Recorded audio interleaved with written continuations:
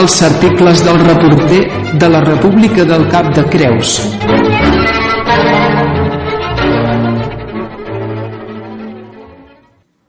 Bona tarda, Lluís Landot. Hola, bona tarda.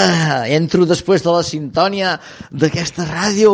Aquesta sintònia que diu vostè, que m'assatura tot, eh? S'atura perquè és la mosca que és molt té un vibrato. La mosca. És un vibrato i avui el dia del Mundial de la Ràdio també té que ser el Dia Mundial de la Ràdio i que vostè i jo estiguem aquí és que la ràdio em permeto dir una expressió una mica algorítmica, va de puta mare la ràdio. Sí, vol dir que la ràdio està fotudíssima. Sí, és una cosa que repleguen tot el que troben. Bueno, què volem fer? Tenim que ser joiosament per pertànyer en aquest món tan comunicatiu i tan electromagnètic. Què ens aportarà avui, de nou? O de vell? Avui seran com dos articles, però en serà un, que és el principal, i el primer és, com que en l'article principal hi entra un personatge que viu en el meu carrer Mirandol, allà on tinc l'oficina, doncs el vull presentar primer perquè el conegueu una mica, en aquesta persona, i després entrarà dintre del segon article, que és el principal, que és el contundent, per dir-ho d'una manera simbòlica, que emplenarà aquest programa que tenim avui, i així coneixerem una mica un personatge d'aquest de la República, a part de mi mateix i de la senyora Assumpción, aquí present. Assumpción, bona tarda. Hola, guapo! Bona tarda. Com es nota que t'has tallat la molla, Vinga, valenta. Ai, que guapo que ets, així amb el cabell curt. Com ha anat avui a mercat? Molt bé, he comprat unes magranes, però no sé si seran massa madures. No sé si m'agranen o no m'agranen, no? No saps si t'agraden. Ja veurem, ja t'ho explicaré la setmana que ve si m'han agradat les magranes. Bueno, si podia haver comprat uns codonys que els acollia de junillons, però bueno, deixem-ho estar. La tia Maria. Sí, la tia Maria també m'agrada, és un licor d'aquells que els diumenges a mi amb el tortell me'l foto una tia Maria amb un glaçó. Ai, no em faci dir les perversions que tinc, No. Bueno, senyora, sisplau. Bueno, doncs ara que s'ha desfogat la senyora Assumpción, parlaríem doncs del meu article que trobareu demà en els diaris i que com a primícia... Quins diaris? El diari. El diari de les veus del Cap de Creus, Com vostè sap i sempre se'n recorda del nom. Doncs, bueno, començaré jo amb mi mateix i us explicaré, doncs, primerament, aquest bon veí que entra i el presento perquè després sortiran a la història aquesta que ens pertocarà contar avui. I en el paper, com que s'està quiet i per escriure el que vols, comença un bon veí. I explico així.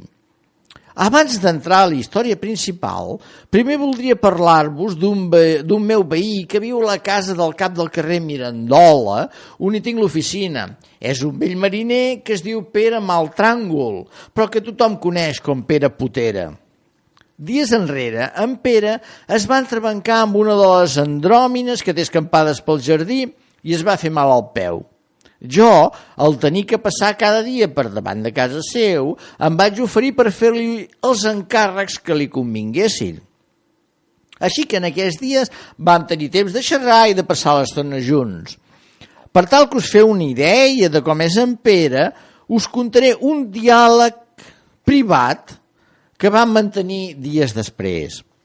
I això va ser un dimarts a la nit, ja recuperat ell, me'l vaig trobar al ran de mar. Em va convidar un carajillo com el seu i em va tornar a agrair l'ajuda que li havia dat. No és res, home, qualsevol hagués fet el mateix. No creguis, no, em respon pensatiu mirant com girava la galàxia dins del gotet. També sé que més d'una vegada has donat un cop de mà en Melody, diu sense aixecar el cap. És que li volia fer una entrevista. Sí, però has fet més que una entrevista. Em va semblar que estava una mica apurat. Tu ets molt bon Jan. No, el més bon Jan d'aquí és aquest, dic tot assenyalant en Jan rere la barra, que somriu i sense dir res m'indica a mi. Ho veus? No siguis tan modest. Tu ja t'has guanyat el cel. Per mi i per altres bones coses que sabem que has fet en el poc temps que fa que corres per aquí, sentencia en Pere. no us emprenyeu pas, però jo no tinc cap intenció d'anar al cel. Ha! Però un cop mort, poc has de manar tu on t'aniràs o no. Caram, Pere, sembleu molt entès en els temes del més enllà. Que tu has d'anar al cel, collons. Que us dic que no hi aniré, li nego jo. On collons vols anar, doncs? A cremar a l'infern? Ni al cel, ni a l'infern. Només vull morir i quedar-me allà tranquil, sense fer res, tot sol. Tot sol? Collons, al cel et trobaràs amb la teva família, amb els pares, amb els qui t'estimes. Però i amb quin intent? Però que estàs barallat amb tothom? No. I doncs, esbufega el mariner, escolteu, tots ja serem prou grans, ja sabem que hem conegut i hem estimat amb la vida i que ens ha de dur a una eterna trobar-nos tots plegats eternament. Cony, estaràs acompanyat de la gent que t'estima i que estimes tu. Què voldries? Anar acompanyat de sílfides amb arpes, bels i gasses? No, jo el que vull és estar tranquil i sol. Després de morts, no crec que calgui trobar-nos tots i anar plegats amunt i avall tot el dia. Cadascú que visqui la seva vida, millor dit, la seva mort, cada un ha d'acampar per on vulgui. Serà que no hi ha puesto al cel o a l'espai infinit? Collons, Pere, imagina't a tots els teus rere teu eternament. Quin un, tu! Home, mirat així, diu un concentrat en el carajillo durant una estona més. Però això no pot ser així. D'això en tenen la culpa les pel·lícules. Resol. Les pel·lícules, pregunto jo, sorprès per la sortida? I tant!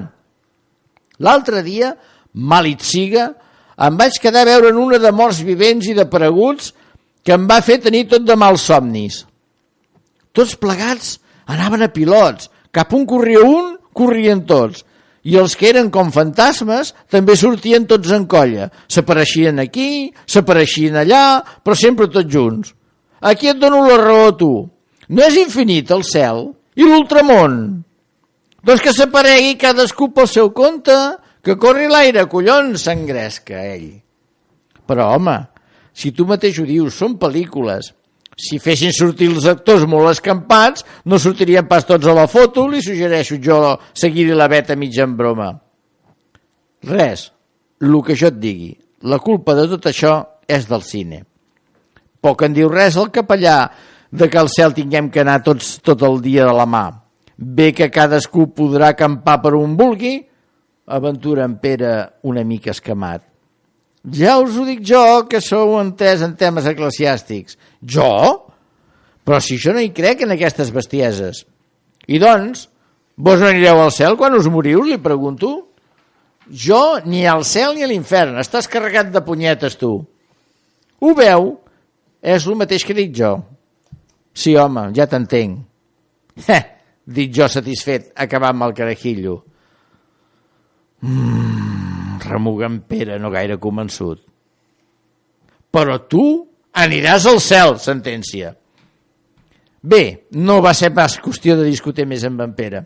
Ara que ja us l'he presentat, continuaré amb l'article principal que he titulat Caques al pati. Aquests dies, al carrer Mirandola hem viscut una mena de show del que jo he tingut a bé estar-ne al cas i que us relataré, ara que està de moda ser el relator, per si voleu al final prendre-hi un pensament. Avui, parlo del dia en què vaig escriure això, el cel és gris i guspilleja i sembla que la pluja no ha de tardar a arribar.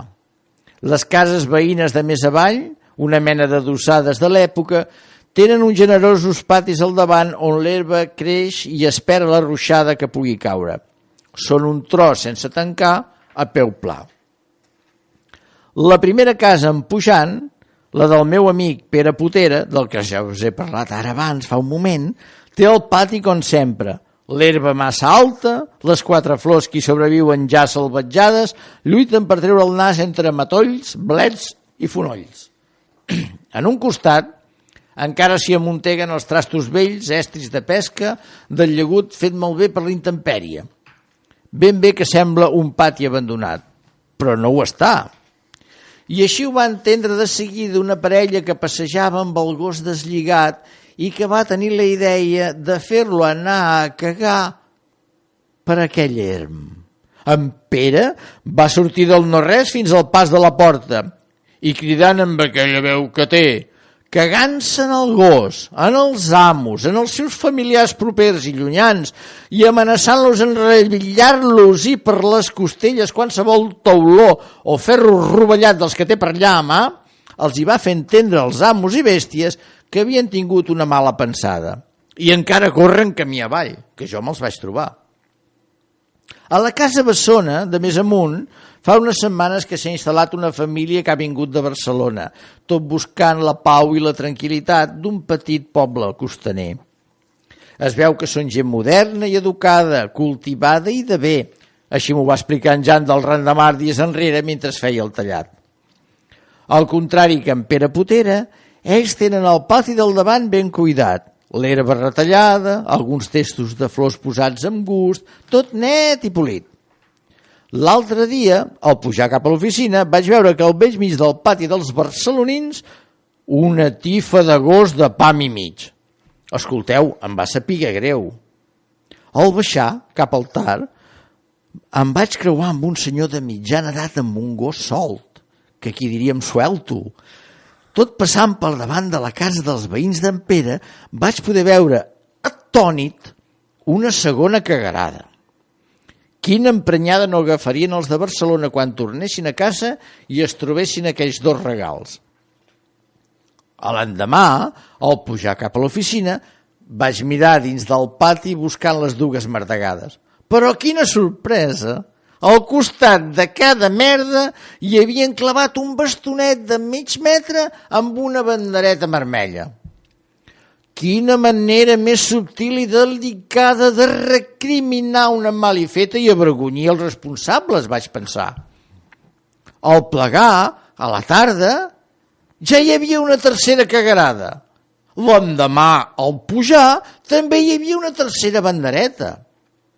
No puc negar que a la sexta tifa acompanyada per l'ensenya vermella vaig sentir molta vergonya aliena i vaig agafar una bona emprenyamenta.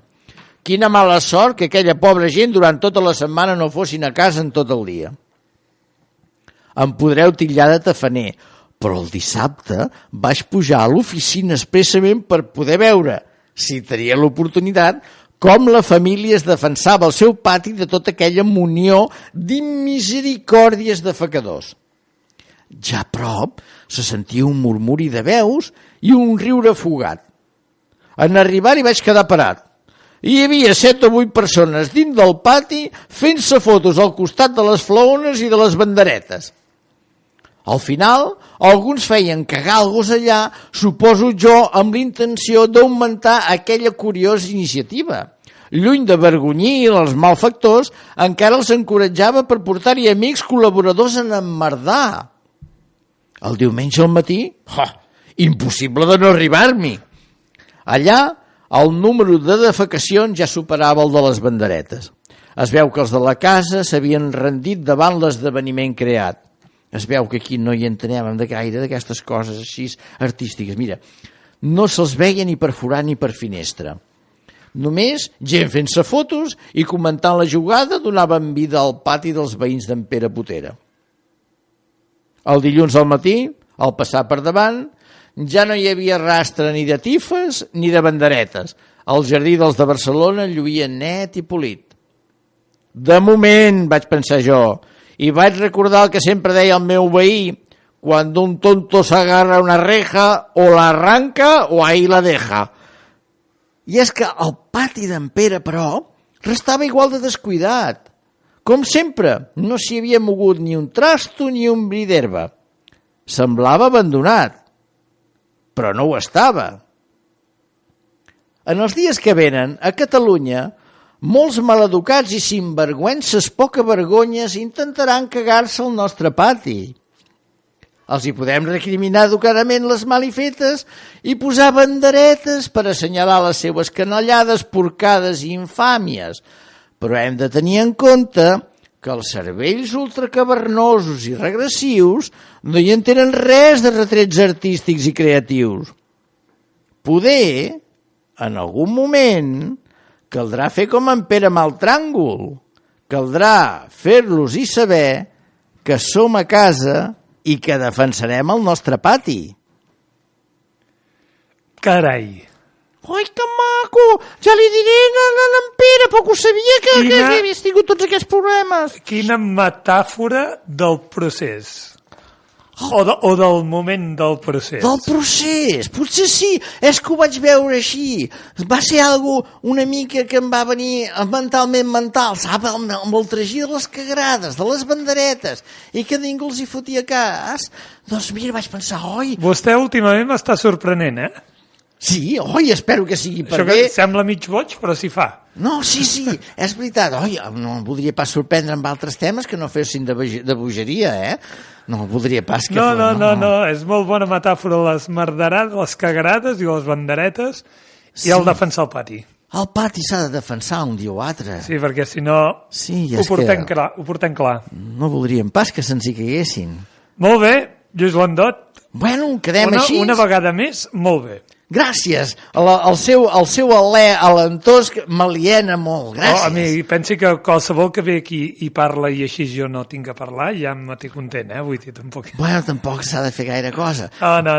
Bueno, però mirem, ho fem per l'audiència, M'ha agradat molt i està molt bé ara que hi ha tot això del judici aquest i aquest final de procés o aquest principi de les hòsties, que no sé què serà. Esperem que acabarem bé. No caldrà netejar el pati, no, esperem que no. No s'haurà de treure merda del pati? No, esperem que se l'emportin ells mateixos, no? Sí, cap a casa, sí senyor. Doncs fins dimecres de la setmana vinent. Doncs molt bé, quedem fins al dimecres proper. Bueno, maco, t'ha quedat molt bé el cabell curt, que guapo ets i jove. Moltes gràcies, és la setmana que ve. Adéu. Adéu.